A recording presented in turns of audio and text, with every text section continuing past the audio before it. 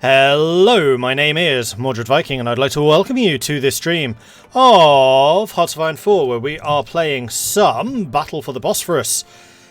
And we finished the Bulgaria game last night. We managed to finish the Second World War in 1943, which I think is actually one of the earliest victories I have seen. So we're going to start a new one, and I could have put this up as a poll, but I'll be honest, I just really fancied playing as Greece. Greece is a nation in crisis. Royalists and Republicans have perpetuated a fervent struggle for the nation's soul, which resulted in the abolition of the Second Hellenic Republic in 1935. The king, an autocratic foreigner, remained a highly divisive figure with an uncertain future. Distracted by petty domestic politics, a malignant and revanchist Bulgaria has been allowed to fester in the north, while Greece's longtime nemesis and newfound ally, Turkey, undergoes a political metamorphosis to the east, and that is to say nothing of the stirring of the monster on the other side of the Adriatic. So we are going to play here. Huzzah! And just to make this a little bit different, we're actually going to turn off historical AI focuses. So anything could happen at this point. There is no kind of judging, okay, it's 1939, we should probably get ready for a war. So here we go. Blue Ocean, thank you very much for the primary subscription, coming in with a 9-month resub. Thank you, thank you, thank you. And there was another one earlier, just before the stream started. Dr. Fubar, thank you very much for the prime sub as well. Very much appreciate that. And then we have got Hristo Evtimov and Eastern Pine Trees. It did still fail. Coming in as new followers, welcome to the channel. Am I going to continue the Bulgaria run? No, we finished it last night. So if you want to see how that turned out, check out the VOD. That still failed. I did not alt-tab. And it still failed. Come on. There we go.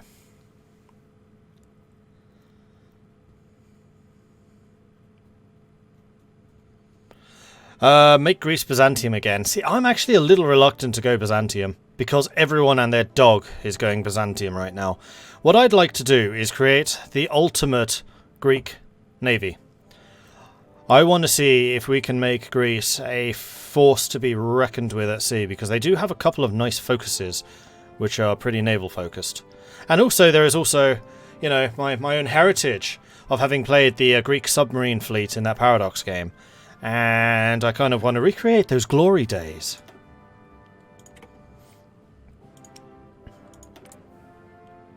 AI off. Good. Well, the focus is off. Not AI off. AI off would make this a very dull game. Okay, here we go. Turn Greece into Sparta. That is possible. So, I mean, I won't say no to becoming Byzantium if chat absolutely adamantly votes for it, but that is not my objective.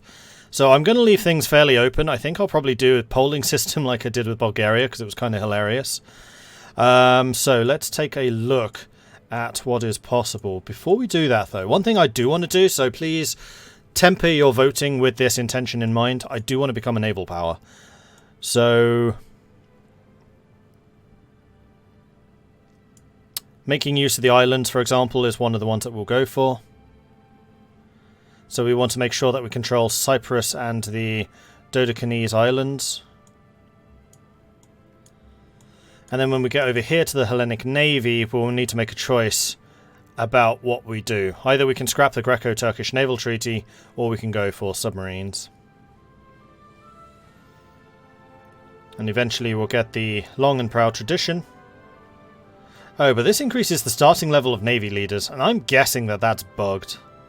Although this does also give defense and maneuver, which is better than Prussia of the Balkans. That doesn't give any stats, that just gives levels. Whereas this actually gives stats. So it's better. But yeah, Greek admirals are going to be very, very strong, I suspect. And then where was Sparta?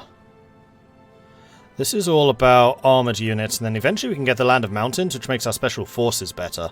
So getting lots of special forces is probably a good thing for us too. I'm going to guess that it's over here somewhere.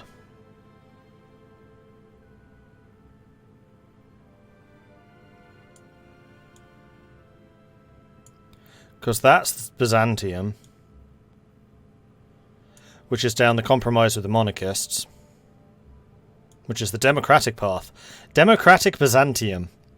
Then we have the Socialist Path, which can either be pro-Stalinist, which I guess gets you into the Comintern, or we can go the other way.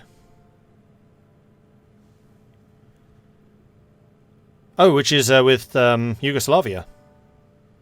If Yugoslavia goes communist. And that's actually something that communist Bulgaria can do. They can form like a little communist bloc with Yugoslavia.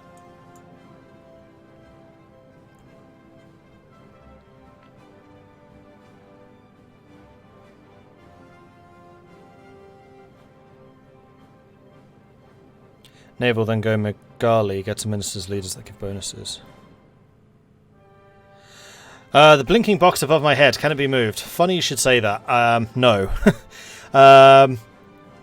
The problem with that thing, and we'll talk a bit more about Raid in a moment, and I just submitted feedback to the company actually about this, is because it's part of a larger image, like whenever we get a new download or a new contributor, it plays an animation. That animation is baked into that box, so it has to kind of be just weirdly floating there. So the piece of feedback that I just gave to Stream Elements, which are the ones who make all of the artwork for this, is to separate them. So have the goal bar on its own, so you can actually resize it as a bar. Because right now, that image is actually about 3 times bigger than it looks. So the goal bar could then be like right above my head in a full bar, or I could stick it right at the top up here, which is where I usually have my goal aims for Hearts of Iron. And then have the animation, when it plays, play as like a follower animation, so it'll be in the middle of the screen, like this. So it's not always there. So I agree. I don't like how it just hangs there. I think it looks bad. I don't like how it's part of a much bigger image, because it means that the actual goal bar, when it's just there in passive mode, is very small. But the problem is that I'm going to get my mouse to line up with the same thing.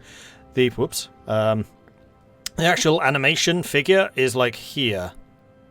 So if I push that over to here where I'd like it to be, then the animation would actually be off screen. So it's a little bit annoying with that. But like I said, I literally just submitted feedback saying, can this please be changed in future campaigns? Not saying that will definitely do any, but for their future campaigns, just to improve general streamer life. Okay, so Metaxism. Was that what you were talking? No, you were talking about Megali. What's Megali? I don't even know what that is. Ah, resurrecting the Megali idea. Okay, let's see what that's all about. Invitation to the Megali Convention will be dispatched upon selecting the focus. Turkey must exist, and the Herculean Convention was a failure.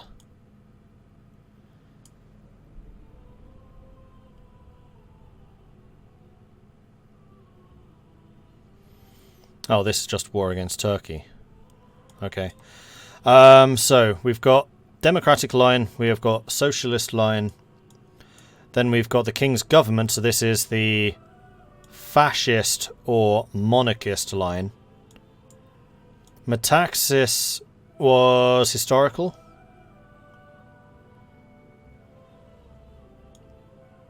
I think. At least Johannes Metaxis was in charge. I don't know if he's in charge regardless. Then we can use the military, which would be the non-aligned path. And then we can go with the fascist path, which is over here. Orthodox state. Ooh, that's quite nice. Johannes Metaxis must be in charge. Must have the Metaxism national focus. Consumer goods usage down, stability up. Faction tension limit down, so you could join factions earlier. Volunteer tension limit down, so you can send volunteers. And ideology drift defense, which was a problem that we came across in the Bulgaria game. There are a lot of bonuses here. Recruitable population factor up as well. Crikey.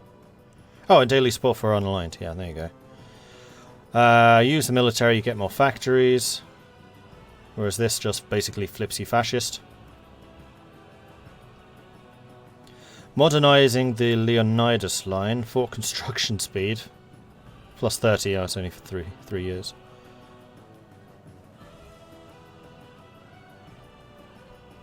Realign ourselves with the Central Powers. Austria-Hungary or the Kaiserreich must exist. Which they might in this playthrough. Expansion of Athens, right. Where the heck is Sparta?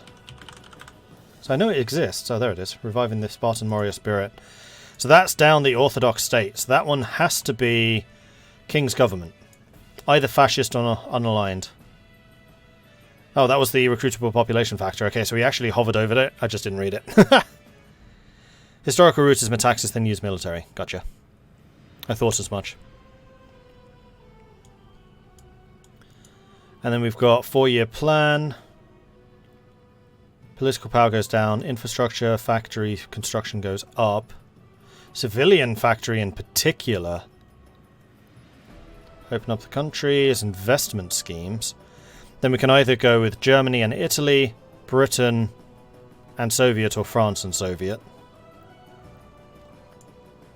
Devaluing the drachma will let us get rid of the debt. Right, we should probably take a look at these.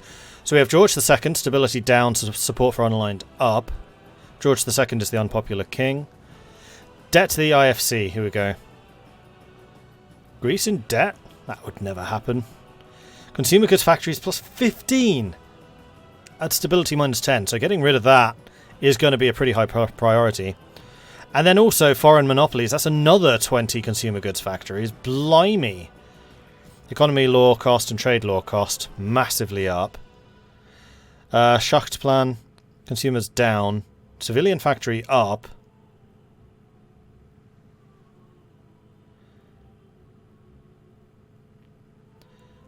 Political instability. Oh, we must have factions, just like Bulgaria did. And then agrarian society, factory output down, recruitable population factor massively down. And Greek parliamentary election in 25 days. We can put the king under house arrest. Factions, here we go. So the monarchists are currently loyal, the republicans are hostile, which reduces stability, the communists are hostile, which reduces stability, and the fascists are inconsequential. And then we can befriend or crush. So we likely want to make a decision about what we're doing relatively early on. Because I think that was a mistake that we made with Bulgaria. Is it bad that every time I see Metaxas' name I think of me, taxes? I mean, it kind of says that.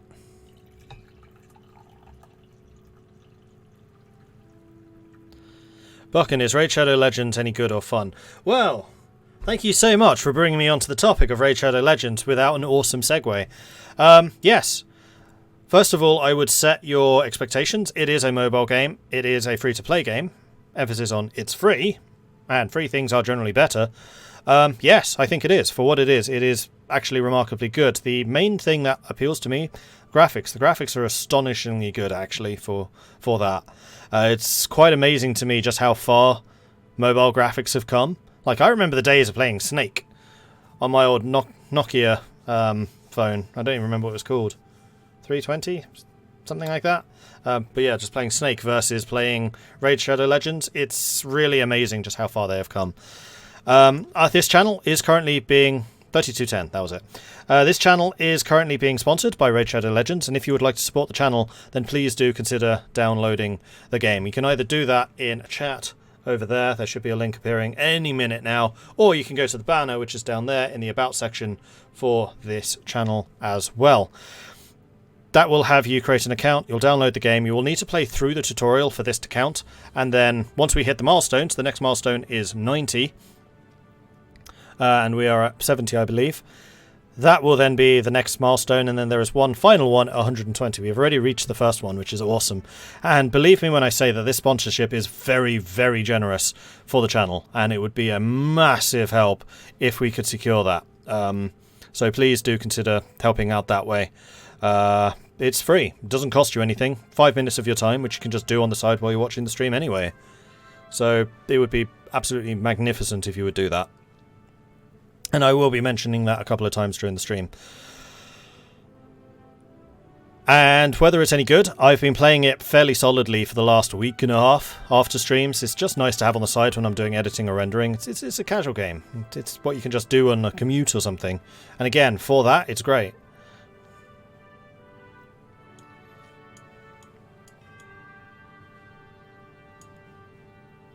Non-aligned Sparta would be good. Which is entirely possible. That would be the use the military path.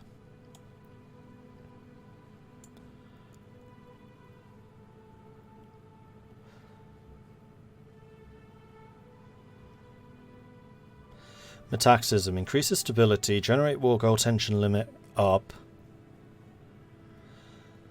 So you can't generate war goals, basically. Faction tension limit, so we can't join factions. Lend lease up. Send volunteers up. Guarantees up. If Greece joins a faction before fully upgrading the Metaxism natural spirit, it will be removed. Oh! So you've kind of got to stand alone until you've done this.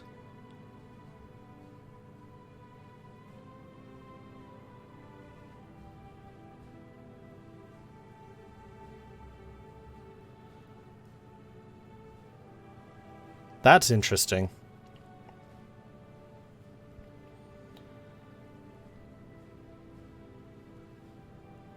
Traditional allies in the Aegean, so that is Central Powers, UK, or... Oh no, this is not an or. This is just allies or Central Powers, if the Central Powers exist. And then reevaluating the drachma would be industry. But I think we want to sort out the politics because we do have that election in just 25 days. If King George II is not arrested, then he will interfere in the January election, which will ensure his monarchist supporters keep their governmental mandate. So that's basically going to keep him in power. So, right now, we need to decide whether we want to bring home the exiled Republicans or do the King's government. So, let's get that vote going. And then from there, we can decide further. New poll. Which path? Question mark. Bring back Republicans or King's government. Okay, and those are the only two choices which currently exist, so get voting! Vote, vote, vote! What's Venerate Ancient Hellenes? Where's that?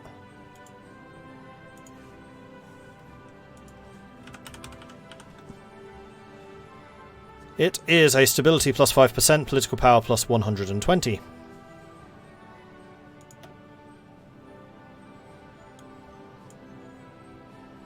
Chat, what is your profession?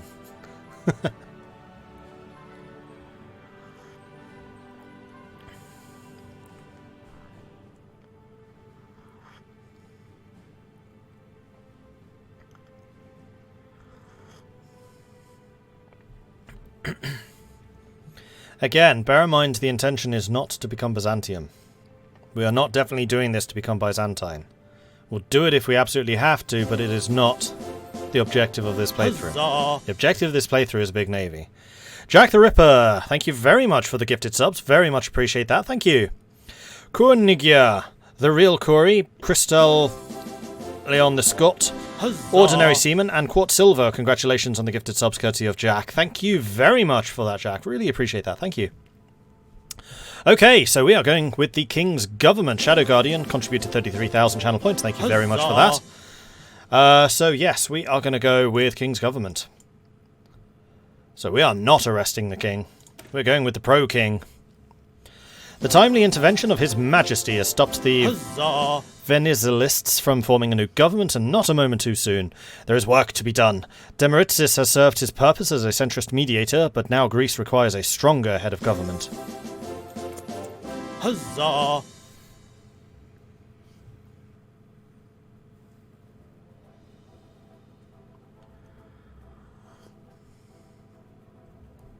Okay, now what path we ultimately take so long as Mordred gets to make Haelfric proud.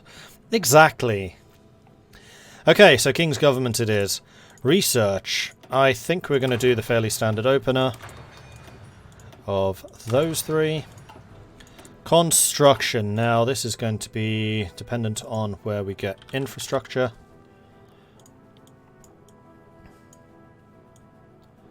This pop-up being busted is kind of annoying. That does not actually give infrastructure. That does. Attica gets 3 infrastructure. Peloponnese gets 2. Epirus gets 2. And that seems to be the only one. So Attica 3, Peloponnese and Epirus 2. So how does that work in terms of these? So Peloponnese gets 2. Where's Attica?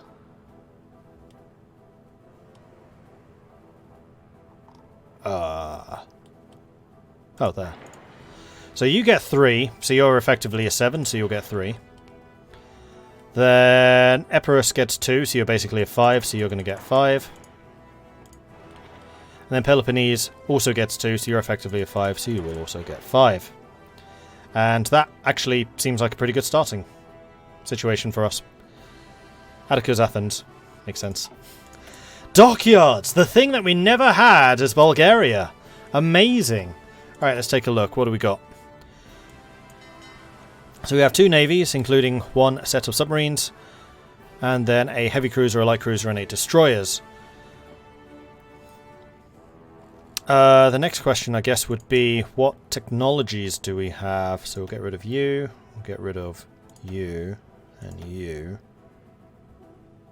We actually have destroyer 2s, though none are designed. You know, I'm just going to get rid of them, because they're old and rubbish.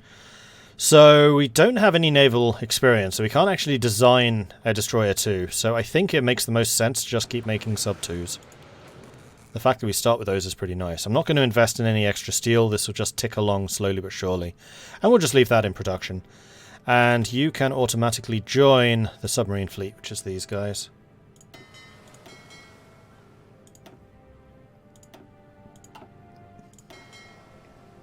Okay. And we have 1 Admiral, Alexandros Sakaleru, who is pretty good. He's level 3. Media personality. Bold.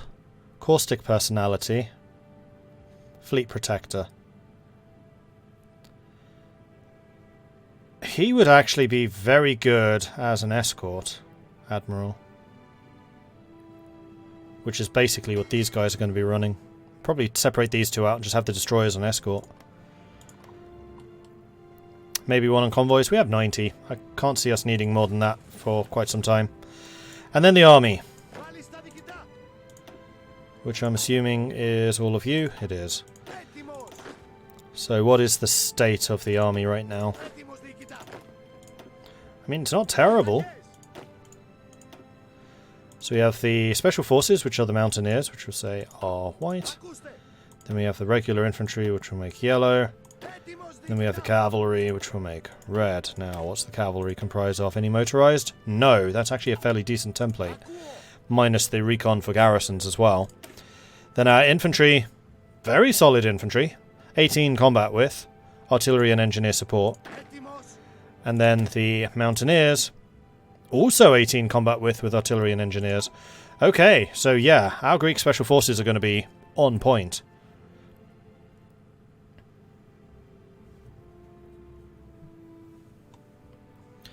Basically, it's a bit weird, but the Democratic Republicans are the warmongers, and the king is mostly defensive. But the king route splits into king and Metaxas, and Metaxas can choose between the defensive non-aligned approach, like the king historically, or the fascist approach, which is obviously more aggressive.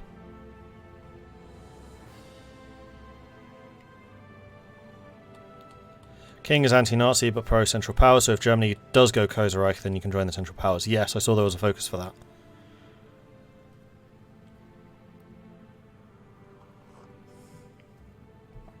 Akamosh, thank you very much for the follow. Welcome to the channel. And this being has no name wishes me to drink some tea.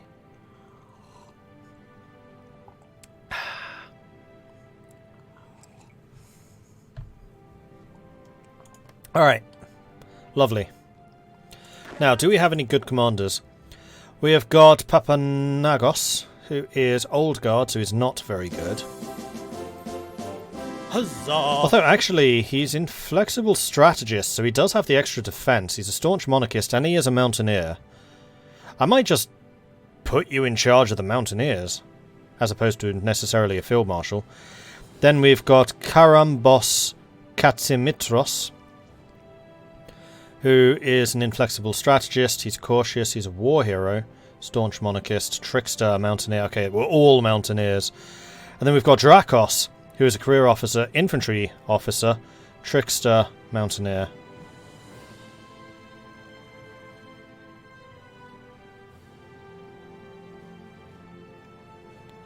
So both of these are actually very good. Him, eh. One person I am noticing is missing, though, is we're missing the guy with that massive bushy beard. Because I know I've seen portraits, because Paradox did release like the new portraits coming with the game, and he's there, and I know him from Kaiserreich. Because he's also really, really good, and he's a Greek commander. Rebel Viper, thank you very much for the 2-month resubscription. Very much appreciate that. Keep up the great work, Mordred. Love the content. Thank you. Appreciate it.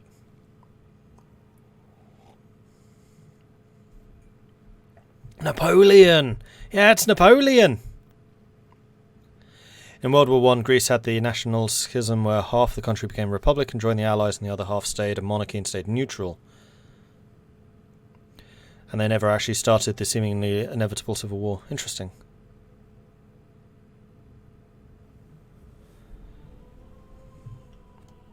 If you want the epic beard man, you must wait for him to grow it. We might be here a while because it is that epic. The man's a dwarf. A Napoleonic dwarf. Alright, let's go and start time moving.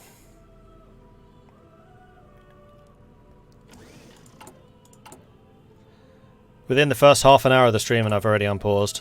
What's happening to me?